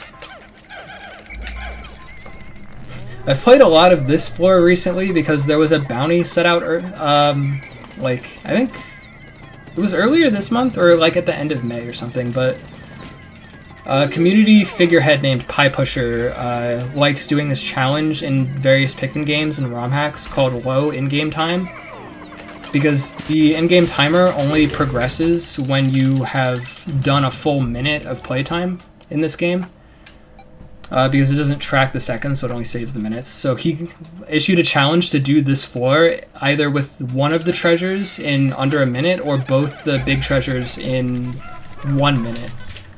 I spent like hours trying to do that for him, and I just couldn't get it because that is really difficult. And I didn't really bring it up a lot this run, but the cave layouts are very much not set in stone. The game uses an algorithm to generate the floors, and it places the treasures based on a constraint that we've called the score of the spawn points. So basically, like, the floors are random, but we can use our knowledge of the algorithm and score to determine where we think stuff is very likely to be and gauge our game plans off of that. The problem is that the floors are still random, and some layouts are just better than other layouts. Okay, so I do need to fully clear this floor, which means I need these Boltmen. Because blues can deal with the poison, but it's a lot harder, so definitely want these guys. The gauge being high off spawn is also really good because there's this glint beetle. This guy can be anywhere on the floor. He can also just not be on the floor. So seeing him early is really good. Probably gonna use a bunch of sprays here. So you can bitter spray bombs, pretty cool. I also did that because using a bitter spray in range of spicy Pikmin means that it'll refresh the duration. I can also just kind of spam my bitter sprays because we're approaching the end of the run, which is really nice. I'm gonna collect this as well at the same time.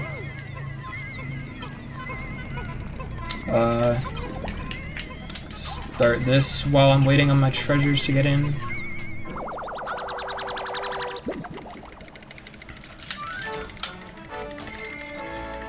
So Submerged Castle 4, just this floor that I'm on right now, is, in my opinion, one of the hardest floors in the whole game. Part of what makes it difficult is that the layouts are really random on this floor in comparison to other floors, but another part of the issue is that you can only enter Submerged Castle with blues. And like I said, whites are really important to the run because they carry things way faster. I see where the hole is, I'm gonna have to go over there. Okay, there's a lot of bombs. I'm probably just going to wait this out. But yeah, the problem with Submerged Castle is you have to train your brain a really particular way to play Submerged Castle fast, because not having access to whites makes it really, really difficult. It's not like the early game level of difficulty when you start off without having whites. Why is it going this way? Okay, it'll be fine. That Boltman got wrecked. So it's okay. Okay, I'm gonna leave that there. Distraction. Using Boltman as a distraction is really good. Because like I said, the Boltman don't leave the cave with you anyway, so these deaths effectively don't matter from these Boltmen. But yeah, you have to train your brain a really particular way to play Submerged Castle efficiently. It helps having ran Pikmin 1, because you don't have whites at all in Pikmin 1, so that's a game that I've also done a lot of Pikmin 1 running, so I think that definitely gives me an edge in terms of like how to think about the cave. Okay, I do need to get these gates working, get some purples. I probably will only use one of these flowers.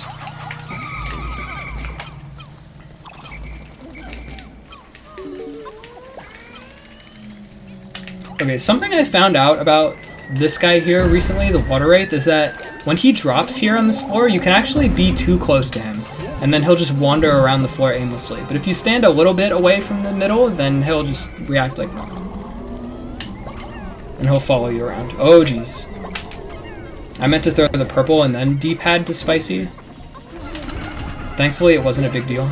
Okay. Now it's a bit of a big deal. Okay, fine. Caught him in his path, so it's okay.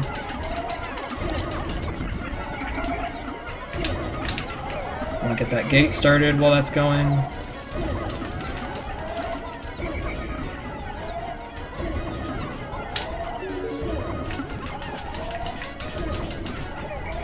I'm going to use that nectar after he dies.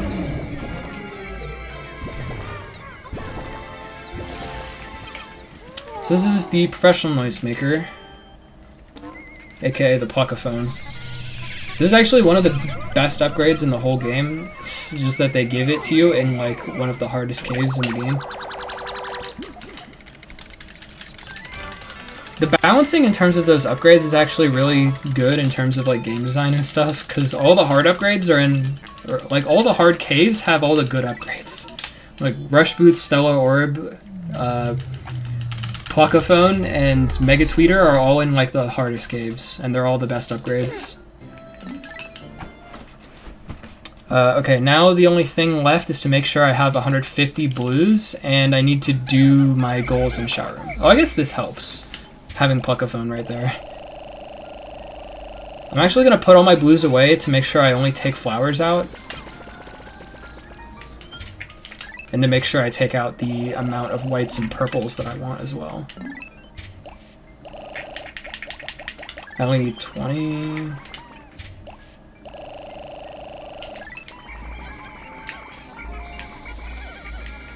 Okay, now we're going to be going to Shower Room, and I'm going to show off why I needed either the Rush Boots or the yellows. I needed at least one of those to get to Shower Room. I also should have built this bridge. That was kind of a blunder that I didn't do that. I should have probably done that in the previous above ground. It's not the end of the world,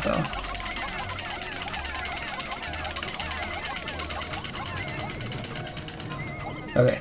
So bridges are really weird in that if you've left the area and came back at any point, then each segment of the bridge, like right here, like how it's pausing and then building, like this animation, each one of these segments has like 0 HP except for the first one, because I've left the area. Because for some reason the gate health doesn't get saved properly when you leave the area.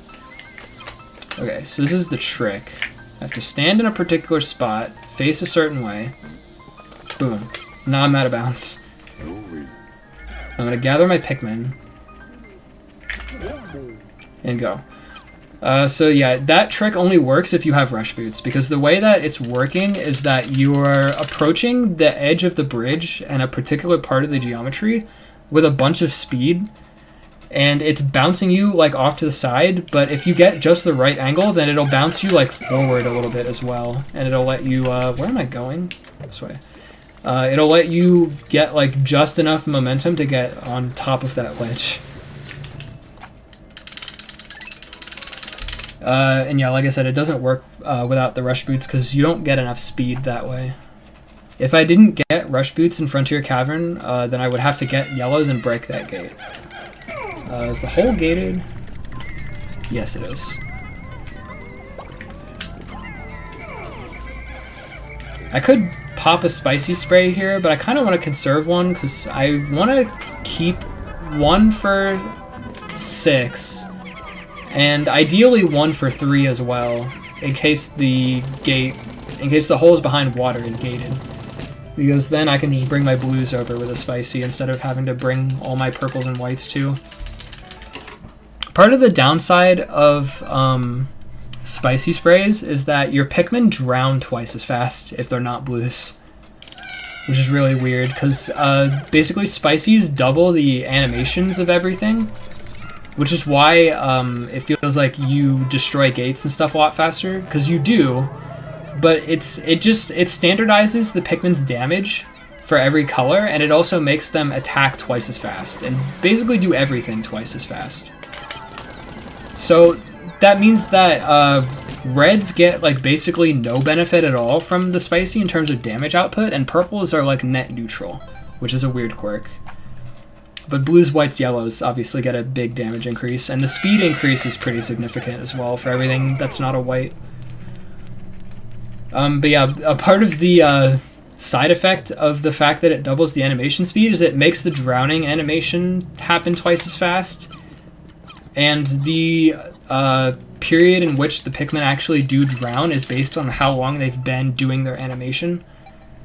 So yeah, it's just a pretty funny quirk that the spicy makes them drown really fast. So if the hole on 3 or 5 is waterlocked, then I can't spicy before the water unless I'm only taking blues. Which way am I going? This way, I think. I'm just gonna do this. I think it connects to the side like that.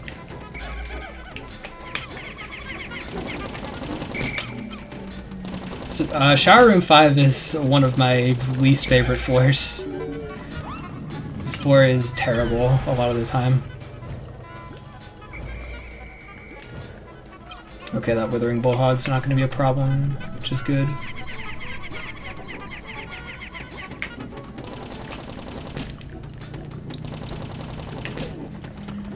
Okay, so Shower Room 6 and 7 are going to be the final floors that I play, and then the run is going to be over when I leave the area and end the day, and I press yes to saving.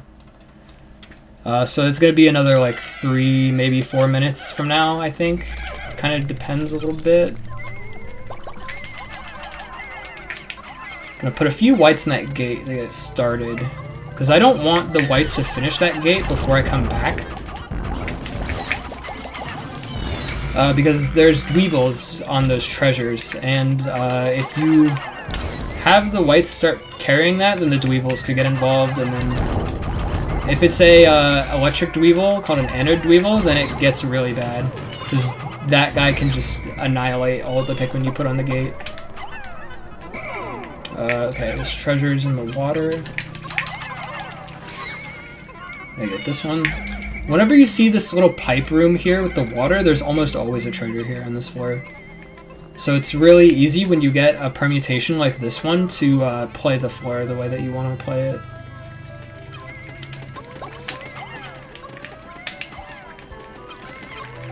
Okay, in that alcove to the left is a volatile dweeble. There's always a volatile dweeble in these pipe rooms as well. So that's important to look out for on this floor. Okay, that's the second duck, so that goal is now done. Okay, all my Pikmin can go in the gate. I'm gonna nap right here in case the dweeble wants to show up. Okay, good. I should have left the purple here, but it's not a big deal. Because if a dweeble drops here, then it could pick up this treasure, and then I'd have to stun the dweeble without a purple. It's really convenient that you can just throw purples at dweebles and stun them like 100% of the time. Because otherwise they'd be like really annoying to deal with. Okay, but yeah, okay, they outsped that dweeble, which is good. Because I didn't have any purples around to deal with that if it was a problem.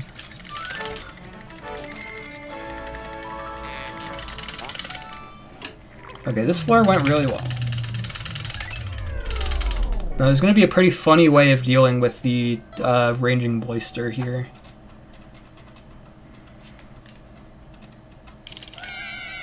There's also a very, very small chance that the Boister cannot spawn on this floor. There's 1 out of 2 billion different RNG seeds where this Boister is just not here. For whatever weird quirk of cave gen.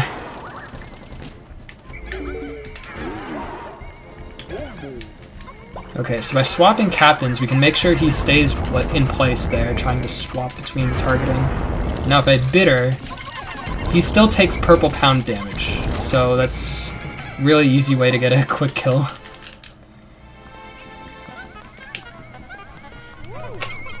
If I still needed sprays, then those spray drops would be really nice, but do not need any more because the run is over after I leave with this treasure. I'm just going to slip in here to make a quick announcement that Batman's time as my co-host has come to an end for this shift anyway, and we have Proasec taking up the reins to assist me in all the hosting activities. So don't worry, you're not just stuck with just me, you will have some entertainment. So you won't be bored to sleep, thankfully. But yeah. Yes, I know my time here was short-lived, but don't you worry, folks. I'll be back tomorrow to cause way too many problems, I'm sure. I know Proasec will take over for me well here, though, so you all have a great night, and I will see you tomorrow. Yes, I'm more than happy to cause problems in your stead. Thank you, Batman, for an excellent shift, and we'll look forward to your next one. With that, though, back to the run. Okay, when I save here is when this bingo will be over, so right now. I will check the treasure hoard now that the run's over to make sure I did indeed collect 12 treasures worth exactly 100. But besides that, the run is good to go now. Okay, so this is the top. So let's count. 1, 2, 3, 4, 5, 6, 7, 8, 9, 10. Okay, I have more than enough. Alright, that's it. GG's. 1 hour, 39 minutes and 18 seconds. That is impressive for a Blackout time, certainly. Do you have any thoughts or feelings on how the board went? You know, did you expect it to go the way it did, or were you expecting it to be maybe a bit harder or something like that? I feel like this is a pretty standard board. I had to go pretty much to every cave for one thing or another. There are definitely boards where you can get objectives that are more clustered in certain areas, and I'm not too sure if those are better or worse than boards like this. It's definitely an advantage on some boards when you don't have to go to like everywhere, but you know, at the same time I only like did 1 or 2 things in each place, so I wasn't spending a lot of time spread out either. Definitely one of the things that I like about open bingos like this is the routing aspect and piecing together everything. That's why I think Blackout bingo is a lot more fun for me personally, although there is a lot of fun as well in shorter bingos too. But yeah, this has been Pikmin 2 Blackout Bingo. Wonderful. And if people watching want to see more of yourself, or indeed Pikmin 2, speedrunning, or bingo, where can they go to find that? I stream runs on Twitch whenever I'm doing runs, as not very frequently these days, but you know, I'm gonna get on the grind again soon, I think, because I definitely want to improve my leaderboard times. And I just want to shout out the Pikmin speedrunning community. There's going to be a meetup IRL with a bunch of people, because we've been doing that every year for the last few years. Unfortunately, I won't be able to go to this one, but a lot of based individuals will be going to that. And some of the stuff will probably be streamed, or some updates be posted in the Discord if anybody's interested in that kind of stuff, seeing what you could be involved in if you get good at Pikmin speedrunning, or even if you're not good at Pikmin speedrunning. If you're just a based individual that likes to chill and is cool, then you might get invited as well. It's gotten pretty big, so kind of jury's out on how many people will be able to go to each of them, because they are kind of just hosted at whoever's house is willing to host. But yeah, we're a very warm, welcoming community. We have long discussions on how to save one frame on one layout of one sublevel occasionally. Yeah, if you're interested in doing like leaderboard runs of the game, the resources are on speedrun.com. There's a really good payoff debt tutorial by the Urban Deer, and an addendum with a route change by Chemical QQ.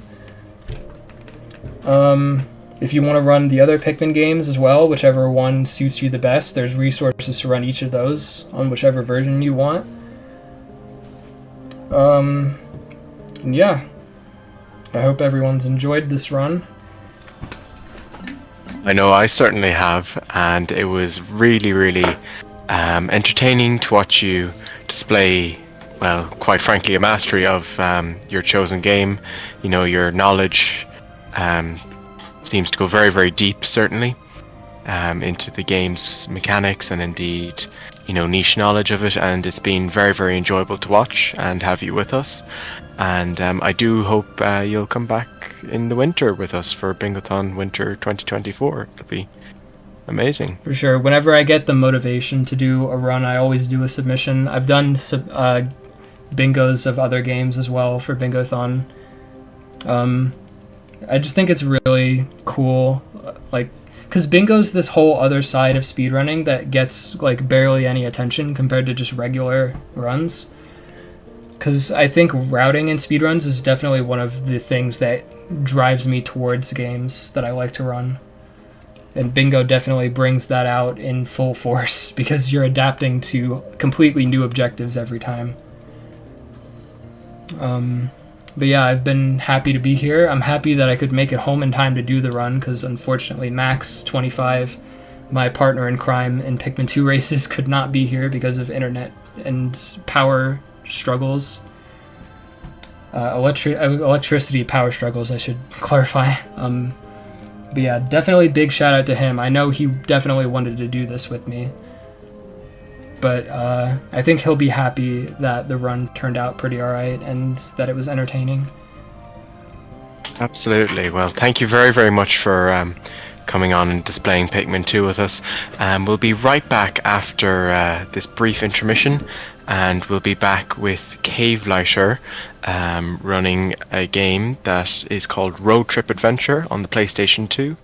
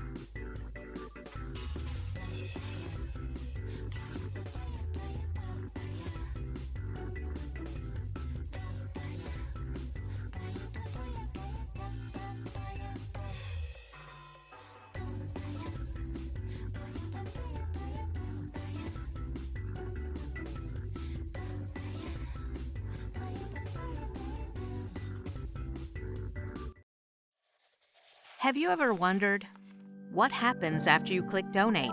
At Doctors Without Borders, we immediately put your dollars to work. Here's how. Around the world and around the clock, we track emergencies, and our medical teams go wherever the needs are greatest. When crisis strikes, teams of doctors, coordinators, and technicians mobilize to assess the most immediate needs. Every single minute counts in an emergency. Your support could help send out essential supplies and medicines from our warehouses across the world. Your donations could deliver emergency kits to earthquake victims in Syria, send surgeons to operate on wounded people in Sudan, dispatch nurses to fight cholera in Haiti, and even turn a train into a hospital in Ukraine. We don't pack up when the headlines fade. Your donations allow us to stay as long as we're needed, wherever we're needed. When you give to Doctors Without Borders, you're joining a global movement of people committed to saving lives. Donate today. We've got $25 from Stacy, a big fan of chaos, saying, Oh god, we've got a skeleton. We've got $1 from Floha. Have some dirt. Yeah, thanks for the dirt, Flo. Hello there. Okay, yeah, the donos are going through. Oh, 3 seconds of creative mode. No, I lost the carrots. It's been replaced with dirt. It is I, Pikastraw, the catastrophe, and I am here to do very mean things to your realm. Oh my god. Here, have that RNG. Get cursed, lol. Oh, Pika, that got me. I believe the Dirt God has decided to help out with a $1 donation.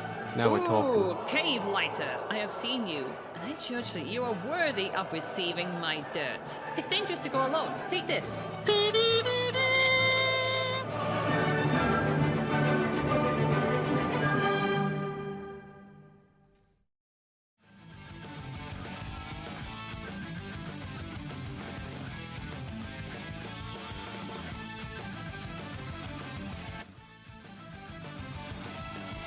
Hello, everybody. Myself and Prosec are back to give you a little bit of entertainment while we're in intermission, while the next run is getting set up, and that'll be Road Trip Adventure, played by the very lovely Cave Lighter on the PS2, and I believe that'll be a Blackout bingo for 2.5 hours, so that'll be a lovely, lovely, exciting run to watch. But in the meantime, Prosec and I were thinking of playing 20 questions, which is row 1, column 3 on the host Blackout bingo.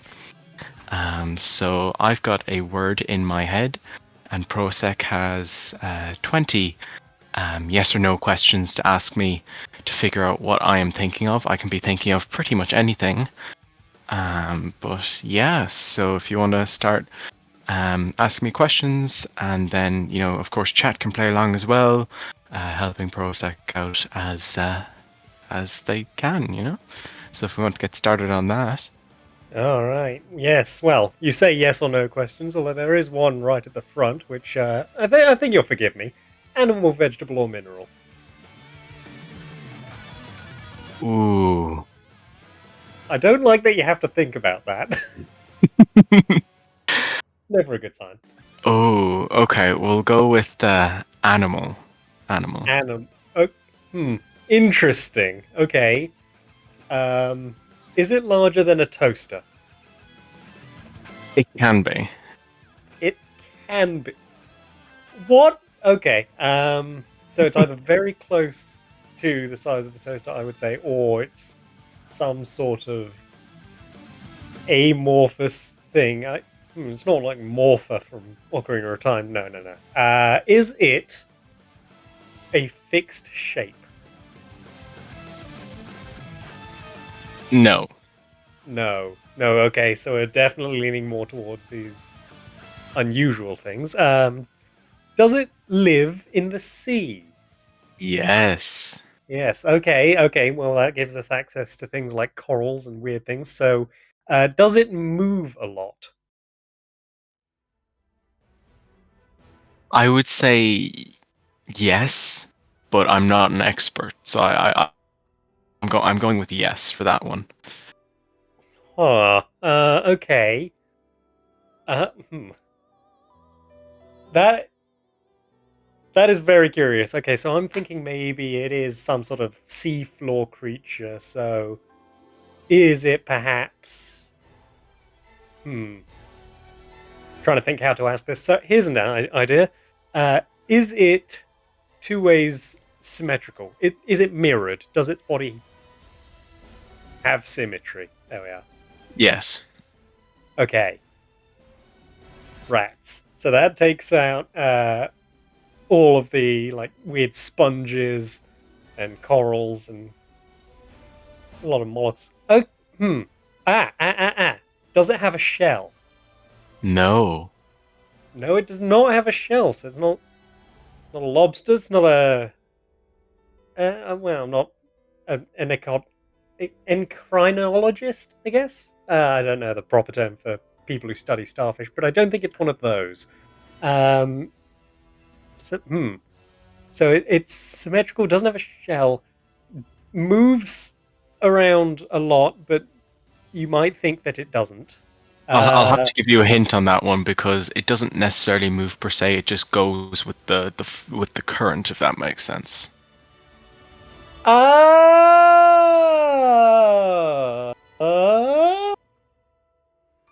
Okay. That was the sound of me having an idea, then dismissing the idea, but then having another idea in the midst of dismissing the first idea.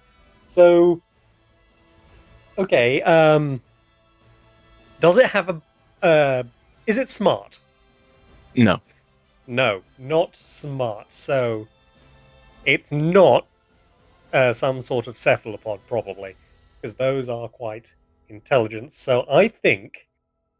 How many in am I? I have not been keeping count. I hope you have. I believe you're at 8 now. Okay, so let's start with a bit of a guess. Is it a jellyfish? It is. Hey! That Well done. went about as well as we could hope, I think. Absolutely. That was under 10 guesses anyway. Hey! All right, well. Sounds Jellyfish, like they're also ready known for... as sea trains, in my Ah, mind. Very nice. Right. Do you want to think of something quickly, and we'll have another quick go at that because it ended shortly, or should we? I think what it do we want sounds to like do? they're ready for us over in the waiting room, so we should best get things started. Alrighty, we will be right back with the next run. I do hope you all enjoyed the jellyfish shenanigans, also known as the sea train. But yeah, we'll be right back. Stay tuned. Don't go anywhere.